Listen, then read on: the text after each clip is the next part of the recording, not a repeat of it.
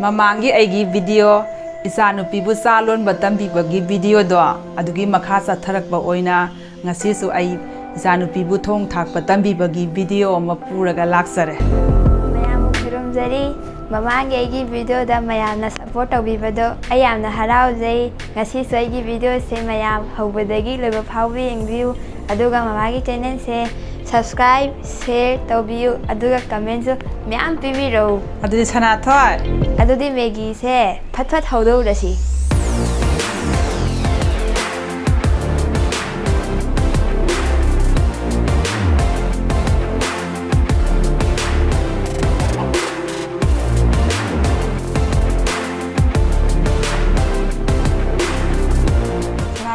Maggie si karama wongda thong sige amekti ai mama phare adudi Maggie se isam jamna ising do oina phutlasi ko nate mama vegetable myam yauraga yirum ga hapaga thawda ngauraga mama nahan hawbado adu yam haw adena tawsi mama phare doi tar din insang sin nang ju semba yarok tara hoi ai din nang insang sem mu haraga nang hawai thra oina paira boira tilok do oina payu kem hayo ro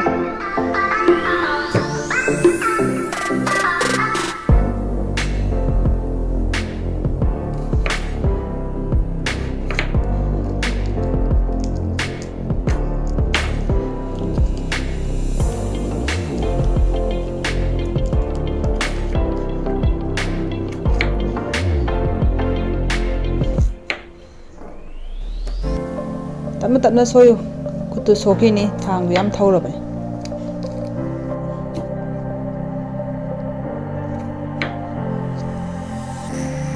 sana thoi tilo mana se soyo asigi se ma koki saru swai ka thatle dana aduga pana round ko aduga sisi ga punchilo ren thaw ye doimi mana sina ne hore wai hap toini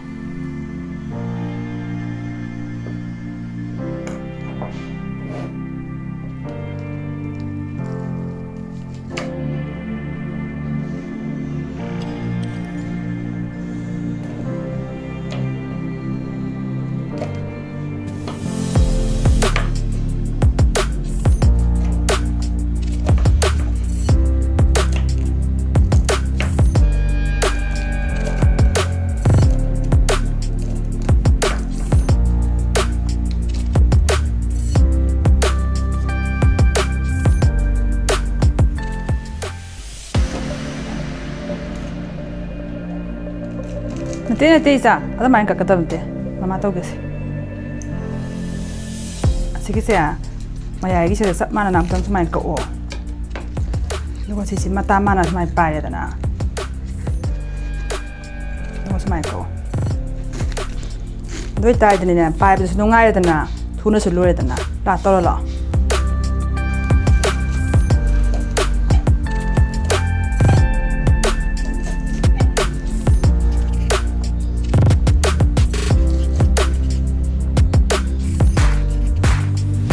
Digom tiga soyu dima.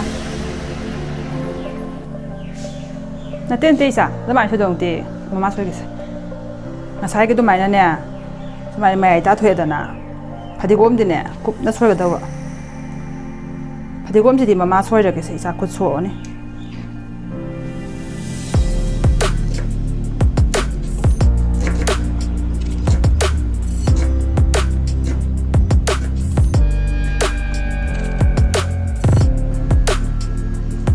Echanupi charok pai kana ba do sini si hek hairak pagane mamai mateng adum pang adawni pangi dudi mama ei bema mitu makha yengo thang na sokani kuto ei minti ki chalon miri dudi sayare ngasi gi yare tai insang si ne mama thoibi ra nang ne yirum tu thugai ra uko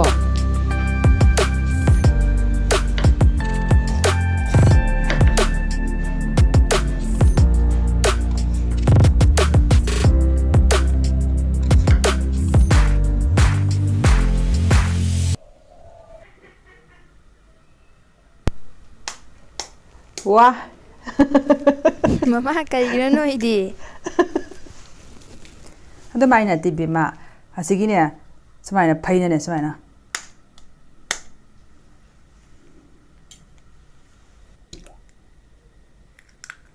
sana tho asi matak ta thum kra tha do ado olo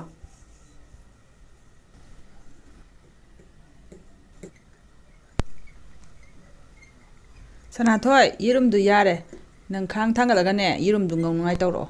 Hoi, Mama.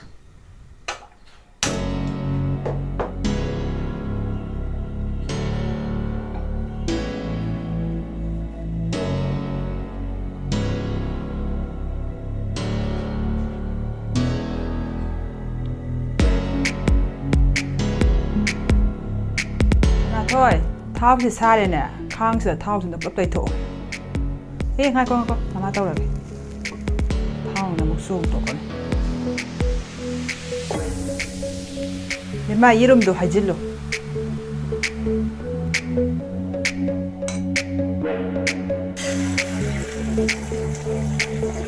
Olu, what Palepano, Yirum do, going to Henry.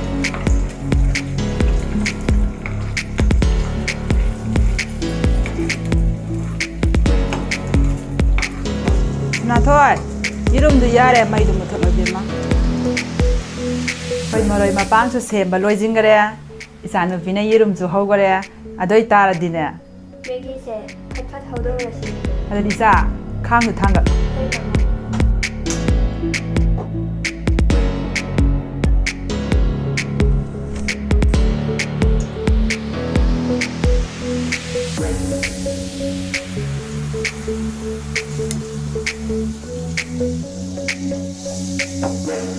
Lima, below Hannah half the goja.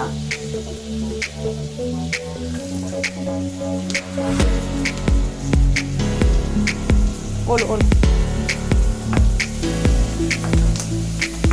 Matanga Moro attack for them.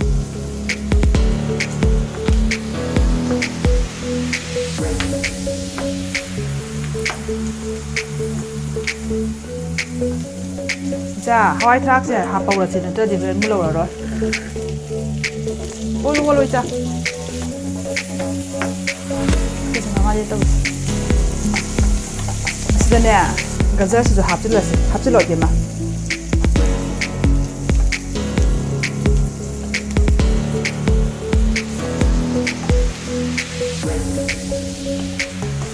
I don't know, she's here. Macumba, I can come to go. Mama, I think we need to come and have the law. Half a doing. See how I track a Gazergas, Kitang Mulakisano, I do Matung the commission, I'm half a doing. Jam tang all of them.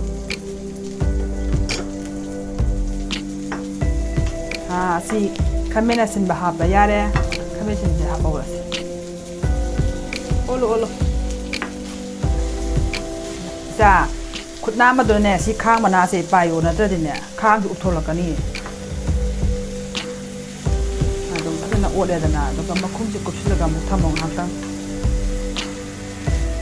It's as in Munai Boyane. Maggie Picket and Peck Taurasi, Maggie Manuna Yariba Maslada, or Tapa Matam Yore.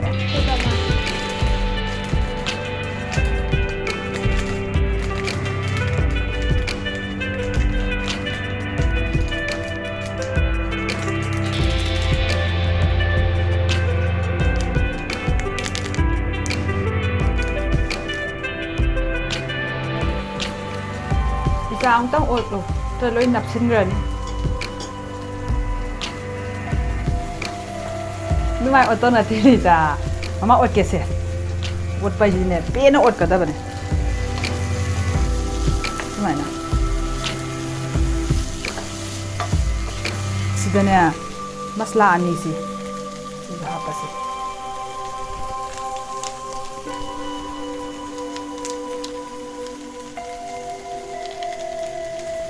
Thum số khá hấp bao rồi xí, thum nhám hấp cả đó vậy nè té. Maggie dine masai thum madum khara yawjaram moro su khara hapsi moro asuba masu phajana aduga masu su khitang hapsi yam tabida khitang masu phajana ba to eno otho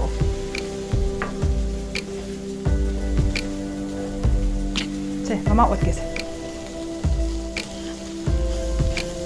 ja ting chu hapasi ting hapo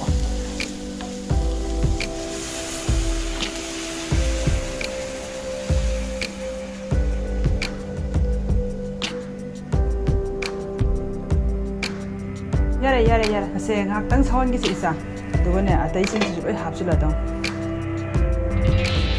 na to adu saura male phajana am ta hang do yeng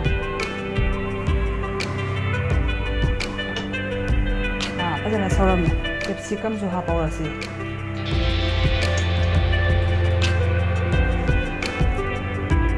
lo mana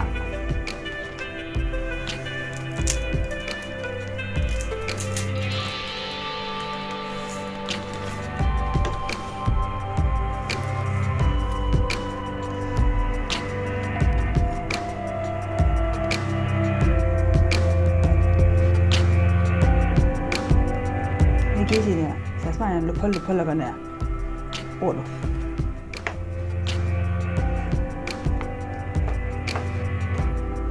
Mau kursi lagi.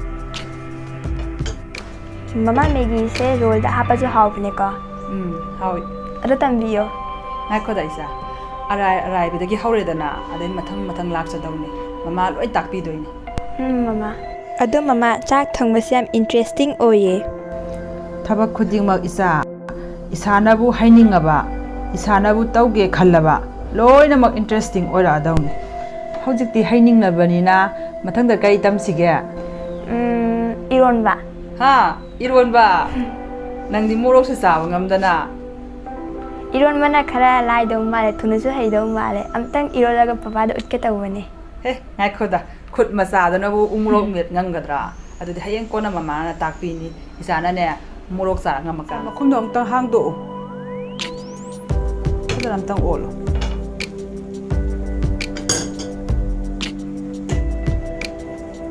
sidagi dine makhumdu kupsiluraga no mahi kitang yawi ne kang bangai sing haktang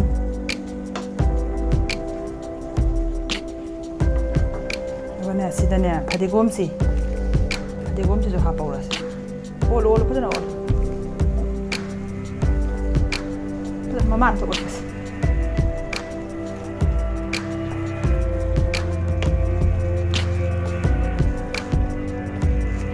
Sini macam tu ni, masai nang ngobu jirum do, tu apa sih?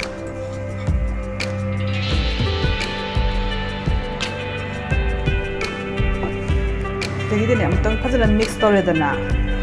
Jadi Maggie loy thang terasa sah dong.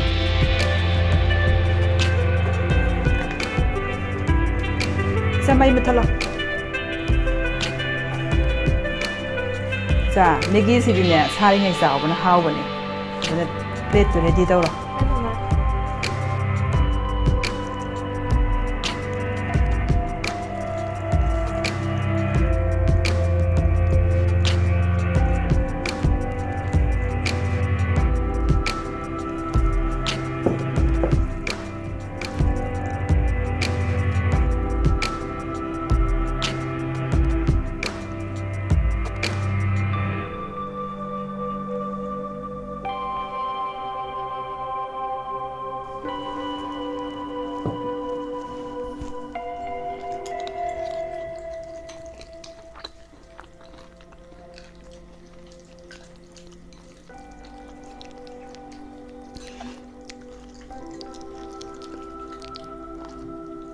Maggie Maggie si hau tra. Tete, kenapa ye? Mama, si mama nak buat macam mana ye? Jam hau dah we. Hau bani, jauh.